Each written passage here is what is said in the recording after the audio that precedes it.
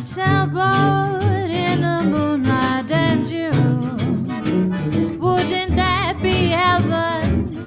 Oh, heaven just for two. A soft breeze on a June night and June. What a perfect setting for letting dreams come true.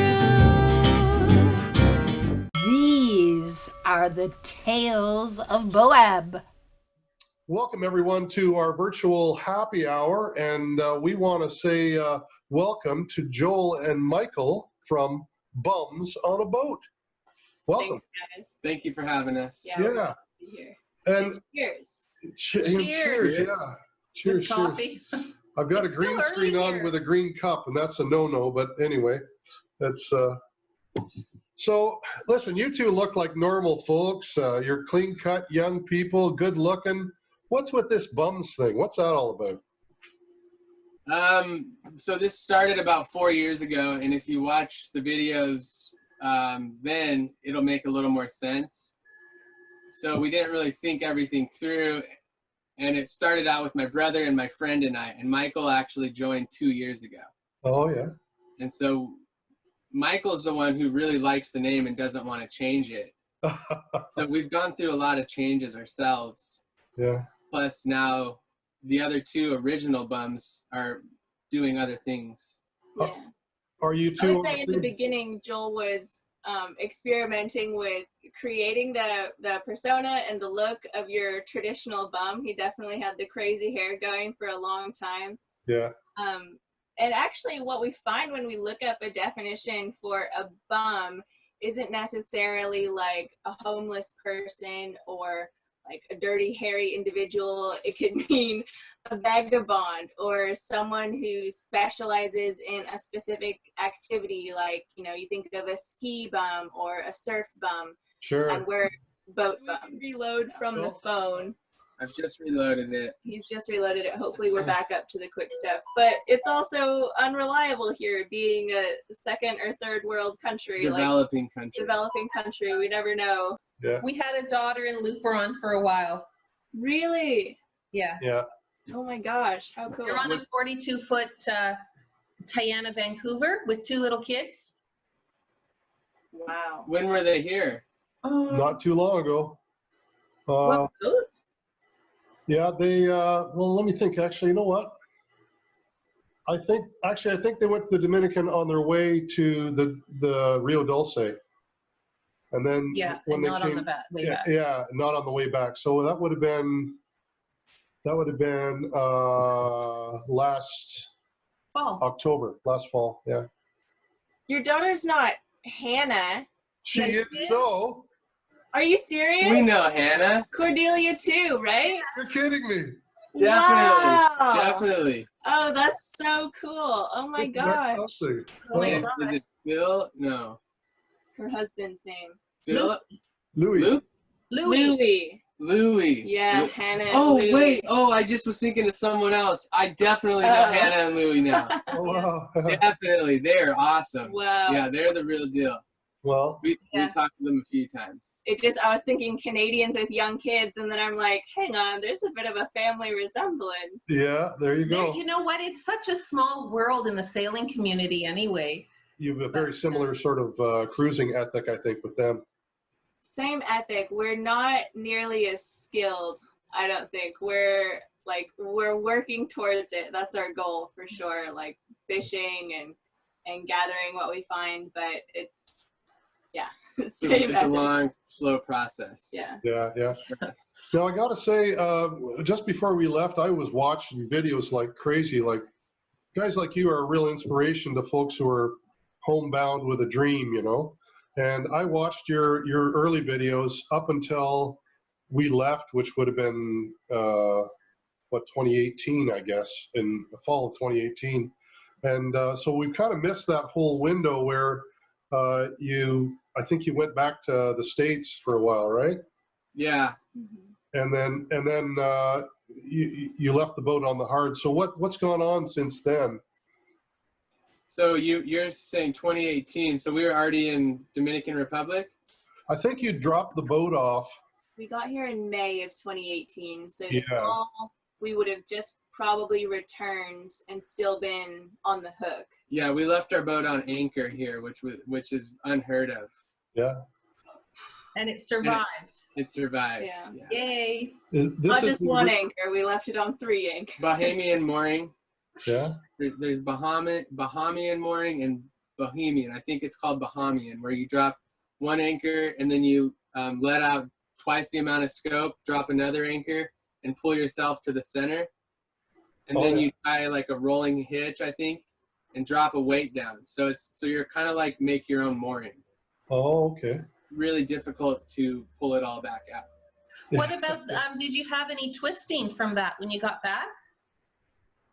Oh yeah, it was awful. We should have, in hindsight, probably just like left an anchor off the stern to hold us in place with the prevailing wind pattern, because it was bad. Yeah, untangling that line mess was just nuts. How long was it on the hook? Oh, we were gone about 4 months, maybe 5 months. Yeah, January, February, March. It was a long I'd say time. like 5 months it was on the hook. At that point, we were still like in this process of, okay, we had to leave the boat to go work half the year in order to pay for our cruising. Yeah. Since then, we're starting to turn a corner where we're able to support ourselves with the videos and our online content. It's not like 100% yet. It definitely helps that we're living in the Dominican Republic where expenses are low. Loop Run is definitely I think the cheapest place to live in the Caribbean. Yeah. And it's going to rival anywhere in the world, I would guess. And you've got cheap internet as well, I suppose. That really helps. Yeah. Are there a lot of cruisers there? Yeah, quite a few. A lot of veterans, a lot of cruisers that have kind of found their happy place here and they might not leave ever again. Wow. So a lot of older cruisers too? Mhm. Mostly. Yeah, there's a community of expats, like former sailors who've built houses. I would say like maybe 30 or 40 homes up on this hill overlooking the ocean in the bay. They call it Gringo Hill. And most of those people are former sailors Oh, who left the boat and built a house. But in the bay as well, there's people that have been living here for years. And there's the community that's coming in and out. So it's kind of a cool, diverse community that way. I'd love to it go. sounds like a Caribbean version of Oriental North Carolina. It's where old cruisers seem to go and retire kind of thing. Yeah. Okay. What makes them want to go there? It's just a beautiful sailing town. It's got good access to big water and there's good marinas there. So there's just piles and piles and piles of sailors, Gotcha. right in that town. Yeah. There's a free dock there too, which I think that helps. So tell us about your boat. Now, this is the same boat you started the channel with. Correct. Yeah. Where did it come from? What kind of boat is it? So it was built in Greece. It's a Carter 33. It was built in 1974. Wow. So it's an older boat. Yep. It was an offshore racer. So it's pretty heavy duty, but it has a fin keel, which since we've learned a little more about boats, we might prefer maybe a full keel. It feels a little more secure out there In the future. in the future, but we're happy with it. You've probably heard of the Voyager's Handbook by Beth Leonard. So I got that book and I was looking into all of the metrics of like what makes a good cruising boat. And I can't remember the specifics, but I do remember finding that our boat is kind of like middle of the road. Yeah. Like Joel said, she's kind of a heavier duty built boat, but she's also like intended for racing. So she's really just kind of in the middle. It didn't score very well on the liveaboard. No. Space down below, not high. What is a dream boat for you guys? Or like, what are you thinking about going to if you could? Like a dream boat, like not even needing to be realistic, or No, realistically. okay. Joel's your dream boat, but we're an actual boat. I I mean, I like Beef and Jana's boat. I think they have an awesome boat. Oh, That was amazing. Morgan 45, I think it was. Yeah. I think they said 45.5 or something like that. Yeah. That's a big boat. Oh, it's gorgeous. It's so nice. Yeah. Have you been on it? Yeah. We have. I also love Warm catamarans. So I don't know if that's like realistic or in our future, but the idea of building a boat, you know, maybe 10 years from now or something, if we're still loving and committed to this lifestyle, it's Well, kind you're of the back of 30 my mind. Yeah. So you've got a lot of time ahead of you. That's really exciting. Yeah. So you're the first voyage of the Bums on the Boat went to Bahamas from Florida, as I recall. Well, that was with Michael. Yeah, our very first official sail was 3 days. My brother and Jared and I, we left from St. Petersburg. Well, actually, it was Ruskin, Florida, pretty much from Tampa to Key West. We just went straight shot. Took us about 2 days or so. And then after that, you went to Cuba. And then we went to Cuba, which was the first going to another country, and we got caught in bad weather. So there was a little bit of, and then we sailed back from Cuba. So we had a little experience before Michael jumped on, Yeah. but not I much. remember an episode you did just after Irma. And there was a whole bunch of boats on the shore, and you sort of toured around and looked at a bunch of wrecks. Where was that? That was Fleming Key. It was Key West. Key West, yeah. Okay. Yeah, or actually it was, they call it Wisteria Island. So Okay. we were anchored off of Fleming Key, but it was all right in front of, have you ever been to Key West? No, we got to No Name Harbor, and then we Yeah. went straight across. Yeah. Okay. Yeah. Yeah, Wow, Key you're West got beautiful. hammered during Irma. Yeah. Yeah. So the two of you went to the Bahamas. Where did you go in the Bahamas? We did the same, coming up to No Name Harbor and then straight across to Bimini. From there, we went to the north end of Andros, Morgan's Bluff.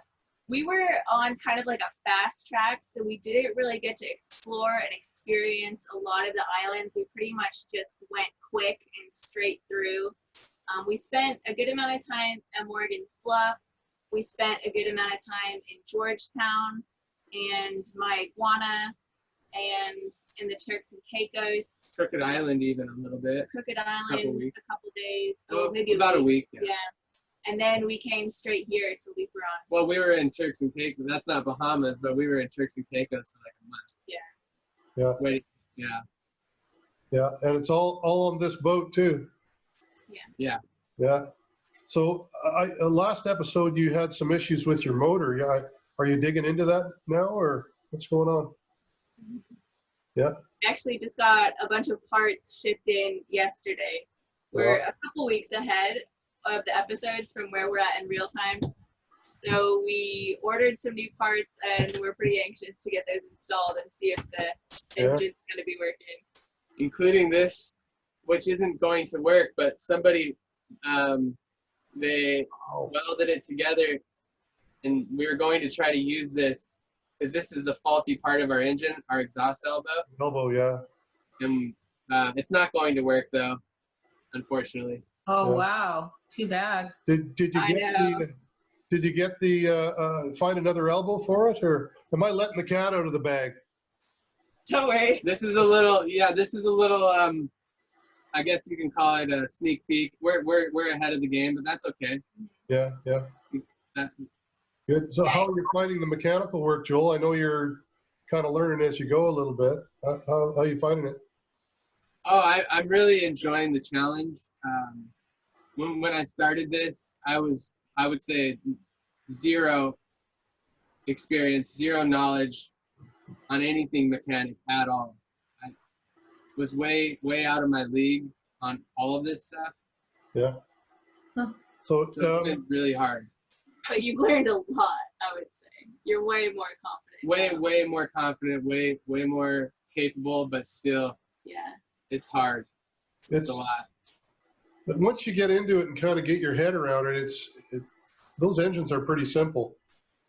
Yeah, you'll find sort of a light bulb will go on eventually, and you go, oh, well, what was all the concern about? You know, they'll reveal themselves eventually to you. That's Chris' attitude about everything.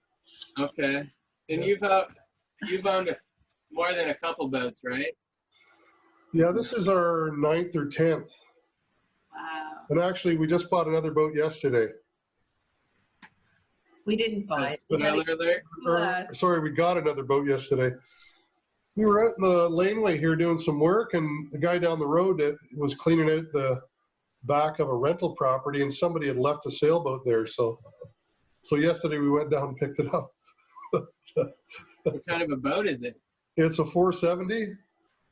Okay. It's just Like crazy. a 16, is it 16 feet? Yeah, it's 18 feet, I think, and just a crazy racer. Oh, fun. We do, once a year, we do a regatta with Chris's family, and we all take our little sailboats up to a lake, and then we have races and stuff like that. And we usually use albacores, but before we went on our big trip, we sold our albacore, and so, but this boat might be a little too fast for us. I think I'm about 30 years too old for it. So anyway, we'll see if I get it on the trapeze. But you'll give it a shot, right? Oh, what's that? You'll give it a shot, right? I'll try it once. But so what are the plans, the future plans? What, you guys have some voyages in mind right now? Yeah, we definitely do. We've been hammered in Loop Run. It's been a really slow process. It's kind of everything catching up with the original 3 of us just went for it. We prepared, I'd say, as much as you could expect in about a year, but we're just here in Loop Run. We've been going through the boat. We want to do some long passages as well, but it's really been just kind of dragging on in Loop Run. About the time we got really ready to go and we were starting to look for windows, like this quarantine shut us down. Yeah. We were this close to leaving. Yeah. We did our first sail. Everything looked okay. Oh dear. So That's what's too bad. Wanted to go to Puerto Rico. Yeah. Puerto Rico's the next stop then? Yep. Wow.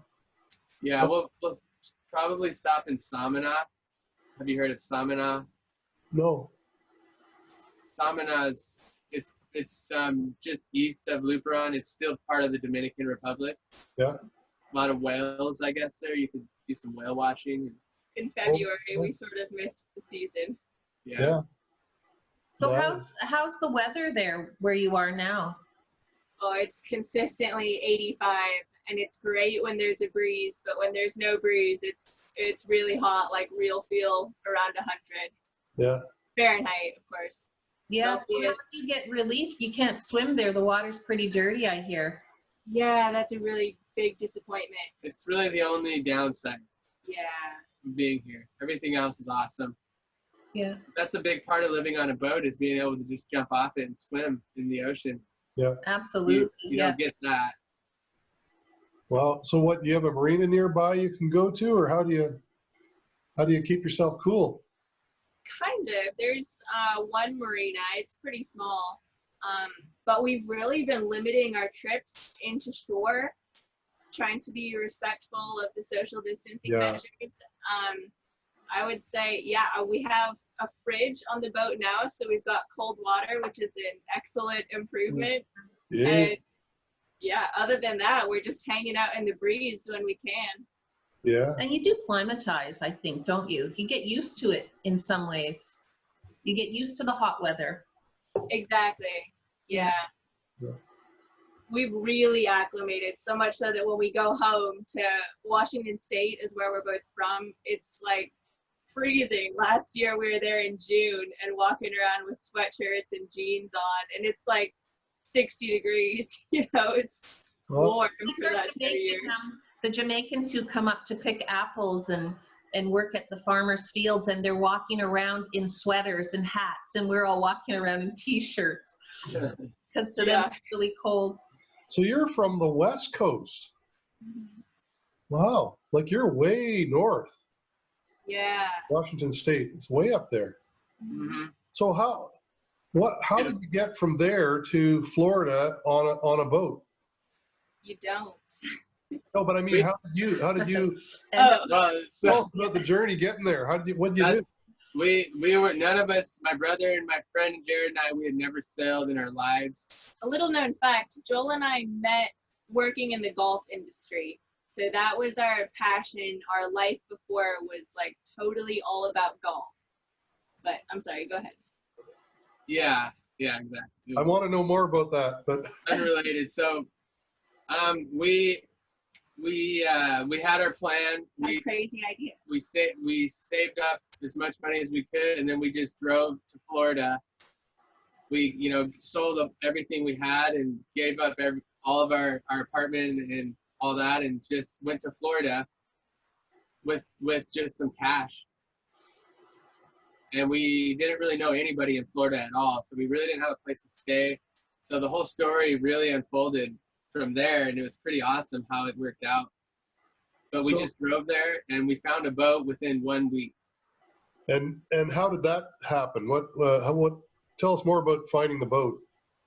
Well, it was just it was a lot of Craigslist ads, and then we would drive a few hours and look at it. But buying this boat was a crazy process in and of itself. Tell them about that. Yeah. So, I mean, we had a terrible day shopping for a boat, and we all decided we're done with these random ads and driving all over Florida. It sounded like a great idea in theory, but it was really tough. Yeah. So we decided we're going to just sit back. We're going to wait, put ourselves out there and see if people maybe reach out to us. We changed our strategy, but I decided to just go online and look anyways that day, even though we talked and we're like, we got to do something different. And this boat was there, but we learned a little bit from a previous captain in San Diego, and he told us there should be a long list of things about like upgrades to the boat, what's been done to the boat. And this was just a picture of a boat with a price and nothing else. So it was, not good, but the price was pretty low and the boat looked good. And so I decided just to call the guy up, and it was pretty interesting. We got in a big argument. We started yelling at each other over the phone. Really? And yeah. But my brother got on the phone, and he was more diplomatic, and we ended up, we scheduled a time to go look at the boat. So he was not living in Florida. The boat was in St. Petersburg. I don't know where he was, but he was out of the state. And he was trying to sell this thing. So he said, you can go to the boat. When you're there at this time, call me. I'll give you the password so you can go down and look at the boat, and then call me and let me know if you're interested. And if you are, then I will fly with the sails. I have the sails, and I have the heat exchanger. So he had taken the heat exchanger out of the engine so nobody could start it and steal the boat. That's what he told us. Anyways.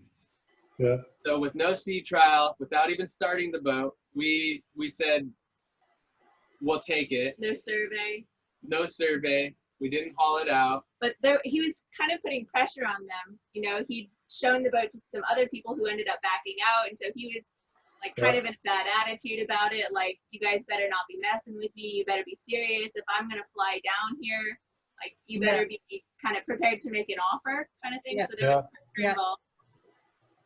Yeah. Just a weird situation, honestly. We were total rookies. I mean, we still are right now, but if you look 4 years ago, now that I've lived in the cruising community and done a little bit of sailing, we were super novice. I guess the bottom line is that we would never recommend that somebody go about buying a boat that way. Like, that's the complete opposite of how you should do it. But at the same time, like, we're kind of glad because we love our boat, and if we hadn't have gone about it that way, like, we wouldn't have her. And Well, it sounds like it worked out. ultimately, Yeah. So the guy shows up with the heat exchanger and the sails. you just flies with money sales. and walked away. Is that? Well, it was, the whole deal was really crazy. He reminded me of Obama. Literally, he enunciated his words. He spoke like Obama. He even looked like Obama. Oh, really? And when he heard that we were going to sail to Mexico, that was our original plan. He started speaking fluent Spanish to us, and we all looked at each other. We looked at him, and he's like, "Oh God, you guys don't know how to speak Spanish? You guys are idiots. So what do you think you're doing sailing to Mexico?" You know, and he was just kind of looking at us like we're crazy. And we were, you know, and he flew with these sails. Who knows how much it costed him to fly with the mainsail and a jib sheet, plus heat exchanger. So he came with this bag of stuff, and it was kind of a done deal. We decided, but I'll never forget when he said, "Follow us. We have to go get this thing notarized." Or we had something that we signed. Yeah. So from there, he said, "Follow me." And he was driving so fast, I thought he was trying to lose us, literally. And so I was thinking, did we just get scammed? I thought maybe somebody was back at the boat and was moving the boat while he was going to lose us, and we were going to give up our money and lose the boat. It was crazy. Yeah. But really, he was just super stressed out. He was on such a tight schedule. He was trying to get to the airport. He flew in, sold the boat, and then flew and went back and caught a flight out the same day. Straight back to work. Yeah. Well. Yeah. Yeah. That's crazy. I just want to quickly tell about the story when our daughter sold her boat. Actually, it was Louie and Hannah sold their boat, and they thought they were getting scammed as well. Just correct me. I'm going to try and tell this story really quickly. Yeah. They sold the boat, and they were so happy. The guy came in, he looked at it, he was really excited. Then he leaves. He gives them $1,000 deposit check to cash now, and then the balance to be in 3 days. And there were some other little things that went on. So they cashed the check the next day, and on the second day, his wife calls and says, I want you not to cash that check. He died. So anyways, Hannah thought we're getting scammed. Yep. Because now they've signed all the documentation. The boat is his. He had all the paperwork. But now they still haven't cashed the second check, only have the $1,000. Yeah. Anyways, through some research and making some phone calls to banks and stuff like that, it's true. He died the next day. Yeah. And so, anyways, they weren't being scammed. They let them off, and they did eventually sell the boat, but did sound like a scam for a day and a half, didn't it? It sure did, yeah. Yeah, but the poor guy died, and he was in I think he was 49 or 47. He wasn't that old. Yeah. Wow. Yeah. Just, we just put a video out just recently about boat buying, and we gave 10 tips on how to buy a boat inexpensively. And you guys actually hit a few of those tips, like finding an ad where it seems like the guy maybe doesn't know what he's talking about, or they're not putting a lot of effort forth. Quite often that's like a family member that's just trying to get rid of it, you know? Like they don't really know anything about the boat. And the other thing is, if somebody's difficult to deal with, nobody else will deal with them. So deal with them.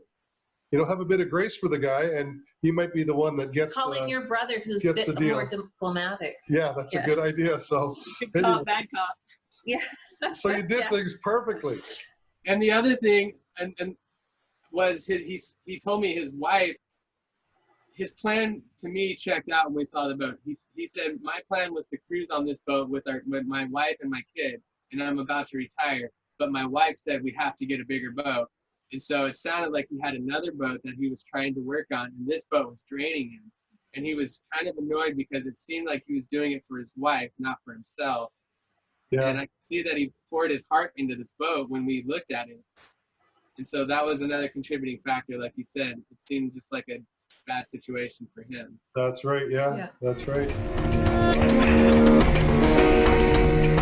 Join us next time on a virtual happy hour when we hear how Bums on a Boat got their start on YouTube. Joel and Michael give us some great insight into the process.